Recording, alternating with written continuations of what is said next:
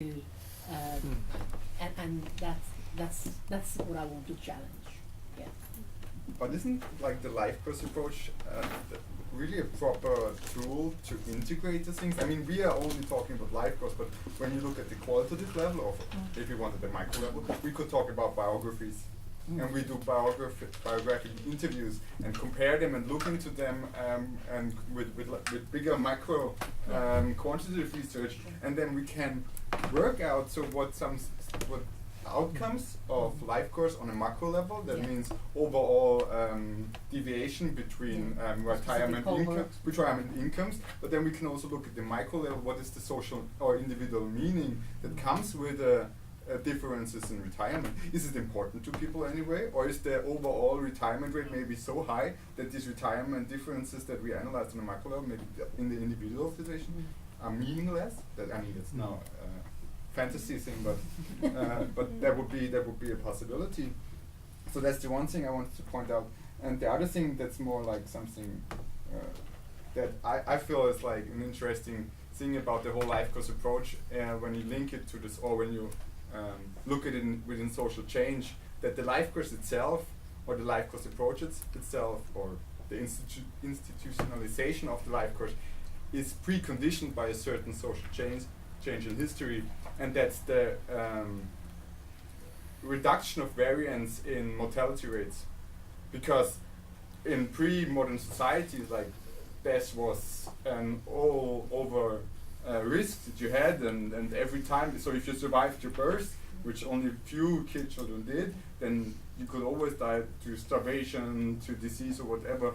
But with the reduction in the variation of mortality and shifting it not only toward later life, but also accumulating death to something that for most of the people only happens in later life, that's the fundamental social change that enabled predictability over the life course, that enabled us to say, like, okay, now we can make laws and say retirement at 65, because we expect like 95% of the population will reach that age. And that is quite an interesting thing that you have to take into account with the life course approaches, that there's a social change that enabled that, and we could, so in a social historical analysis that maybe could be important for theoretical perspective, you would have to take that into account. But can't be possible with the 30 years lifespan using the life course approach? Should we really need an accumulation of long years? But we can analyze it with maybe educational reform in 7 years to decrease in 5 years, or increase in 9 years, and then see in the labor market outcomes or any other outcomes in maybe middle age, or just even if the mortality rate is high, or do we need really accumulation of long years for the life course approach? I think that's an empirical question. I mean, can you say that when I have like 5 years, I have a life course perspective, or do I need 25 years? I think that's an empirical question. I don't think that. Yeah. But I think it's interesting that you said that this accumulation, because we can now maybe relate to life course perspective with cumulative accumulation theory and cumulative disadvantage theory, and maybe we can relate our discussion and our ageism discussion to this cumulative disadvantage theory. My only thought that I wrote down was kind of what sticks over the life course. So not every fault you make, for example, you break into supermarket once and you get fined for it, or you go to court, but maybe after 5-6 years, that part of your life course is officially not more recognizable, because it gets deleted, or you've done your payment. So that doesn't stick, maybe, in that sense, or maybe it does. Depends on the system you're into. And now you could look on how do legal systems handle deviant behavior or crime among young people, and then you can immediately relate like a social individual problem to a macro phenomenon that would be the legal system. And so you could again relate, like, not empirical data in the sense of quantitative data, but certain conditions to certain individual outcomes. For example, if I chop off your hand because you steal something, that's quite different from you get like meeting with a supervisor for 5 times, right? So that's different on the macro level for differences on the individual level, and so that would be my approach to look at first what sticks if I have that cumulative disadvantage and advantage theory. Yeah, I was thinking because some of us write that this cumulative disadvantage theory is more prevalent when our these education systems are, and this again the institutionalized life course perspective, when we have these inflexibilities across the institutions, cumulative disadvantage will be more intense. And I also agree with that. Some of us mentioned in their articles. I think you also mentioned about the education of and also these ages. For example, I'm in the labor market and I want to change my career, and if I don't have the certain opportunities to change my career, it will be my early bachelor degree will affect on my later life more, and it will be maybe I will have worse conditions. But if there's more opportunity, considering the institutions and also during the life course, maybe it will be different considering the cumulative advantage and disadvantage.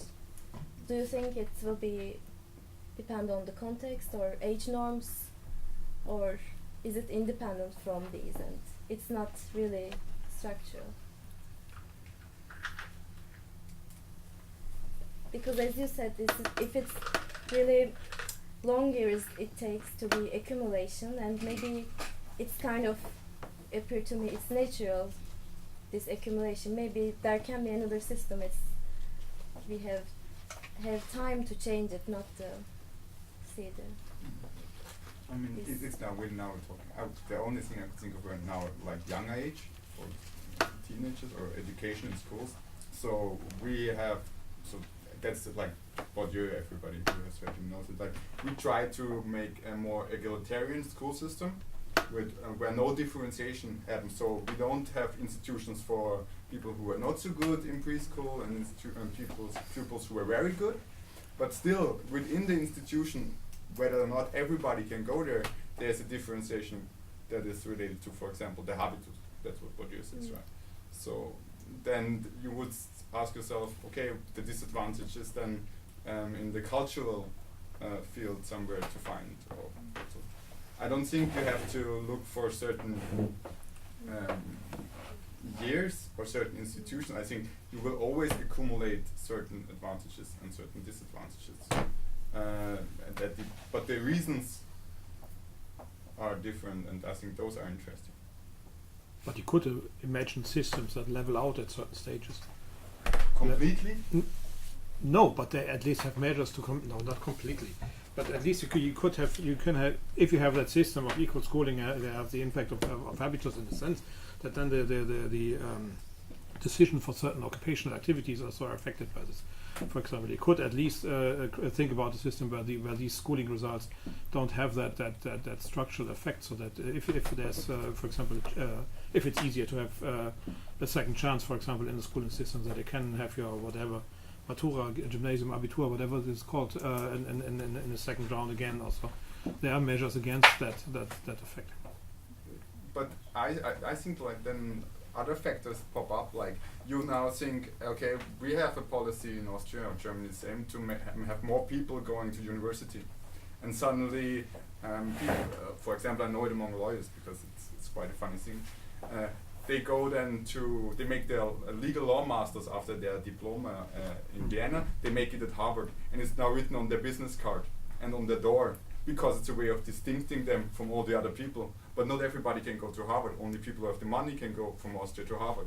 So we can say, okay, let's make more egalitarian access to university and make more people study. But then different social classes will find different ways of distincting themselves. So I think you can do it, and maybe at a certain time. So that would be an interesting periodic effect if you look at the life course, right? So what happens at first when we increase accessibility of universities, and people get more educated overall, then maybe there's first a positive effect, and then there comes a distinctive effect, and then that leads to a negative effect, and then we again have some policy that tries to intervene, and then that kind of keeps. Yeah, but first of all, you're right. Second, because that's exactly what Jennifer says. There's an inherent tendency to accept you have this. Nevertheless, you can think about measures to level this out and to exacerbate this. You can, of course, combine these things. You always have Harvard, but you can allow easy access to university education or not, and then you can diminish or can minimize these differences. But they are, of course, there. And that's exactly what the theory also says. There is some inherent tendency of the system to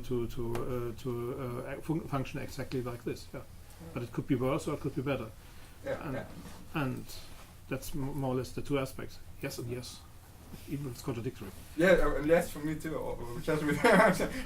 It's interesting because we would say that maybe the problems that problems like are less. So we have everybody. So in like 1300, the classes were distinct, and you have, if you were like a farmer, you had nothing, and then we reduced class inequality, and now healthcare, for example, is available to everybody, and not only who can afford it.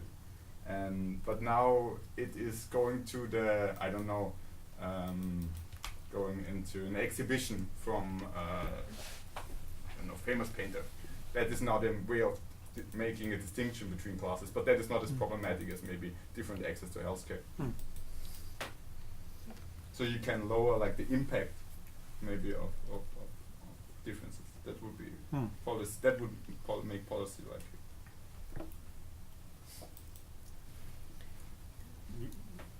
Yes. Yeah. Yes. Yeah, I agree that we can't disappear this, but I think personally, maybe you have some reflections on this. If we decrease an ageism, I think it will decrease the impact of this accumulated disadvantages. What do you think about this? Do you agree or do you Can I think put a problem on the table? Many people who get older, who get very old, also lose their intelligence. So they get problems in thinking and cognitions, etc. And I'm wondering if we have the whole discussion in the afternoon, if we are talking about people with normal or like above normal levels of intelligence, and are we also including the ones below, and especially the ones with dementia? And I think I have this feeling listening to all of you that we're talking about cognitively, well people, but there's so many others around it, and that if they get older, they lose their cognitive skills, or they didn't have it at all, and maybe age, that's a problem for me. What is age? Is it chronological age? In my profession, chronological age isn't saying anything. It's the mental age or the developmental age, but age, the chronological age, is not an issue for me. So I just wanted to put that on the table for you to think about it. Who are we talking about when we say older people or whatever? I don't get it. But this is the exact question where we are getting to sway away from, actually. Yeah, that's why I put it on the table. So, I mean, this is interesting that how can we detach ourselves? The cognitive decline will be there. I mean, dementia, if we call, or Alzheimer we call, it will be, somewhere down the line it will be there. We cannot sway away from this thing. But then that life course approach will apply that in certain segment.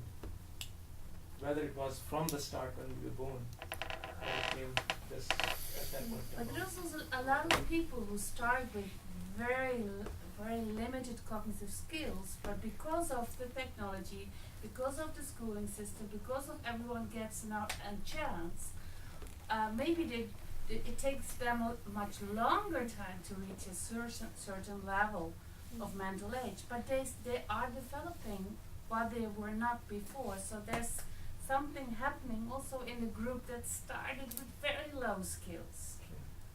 So don't forget those. And I just want to point out, make sure what you're talking about. It's not only healthy, sporty, middle age, you know? But Because that to me is kind of frustrating to listen to. But this is something I was like thinking about as well. But this is like also like this may be philosophical, but like as researcher, also what then is worth it to research on? Should we focus on this like disadvantage? It's not a nice word, but anyway, like this like people that like with dementia or Alzheimer or like disabled people that like how they're like because they need more maybe research because these are more like challenging situations than like focusing on the healthy middle-aged white man in the workforce that has to retire and this is a process, this is a construction, but maybe it's not like the big deal talking in like macro level. So what is really worth it, I mean, to spend the money of the research on? Should we be more critical on that or not? Or should we find ways to deal with all of them? And I think why we're discussing now this group of people is because I think the studies were all quite sociology based, and I think the focus within the studies was on the regular population, and this is I think why we continue to talk about this group of people. And I think it's related to our different professions and what articles we read, and these articles were focusing on And I do the understand. general population. I fully understand what happens here, but just I could not leave the room for today without saying this, because the whole world is so heterogeneous in so many ways. Yeah, if I would understand your question properly, like the course has been designed in that way that first we are in the second module. This second module is overall discussion of life course perspective. So it's not segregating those like it's not talking about partly some disadvantaged people of the society. It's not talking about the like excluded or ethnic community of ethnic people of this community. Like it's not for this module. It's talking about the in general perceptions about the life course, but also we as you said like cognitively impaired people or some disabilities, people who have some disabilities. We'll also talk about that thing in our next module. So this whole course it looks like a the comprehensive discussion of all parts of that we could talk about. So like today or now in this discussion maybe we are what I understood as Hannah said, like we are only focusing on in general perspective of life course perspective. So from that point of view, yeah, of course we can always talk about those excluded part of society, people who are excluded from the society. So that is another issue that we can of course talk about that, but for now maybe it's all the discussion is rolling over on these three articles that give us an overview about the life course perspective. So I think that's why we are focusing more on the in general discussion. Yeah. We can disagree. That's okay. But if you want, like, I mean, I try to put it in other words. Isn't within the framework of advantages and disadvantages, being born maybe with cognitive impairments or suffering from them in later life, in the normative system that we live in, and given the structures that there are supporting these people, kind of a disadvantage that you accumulate or that you start up with, like in the theoretical understanding of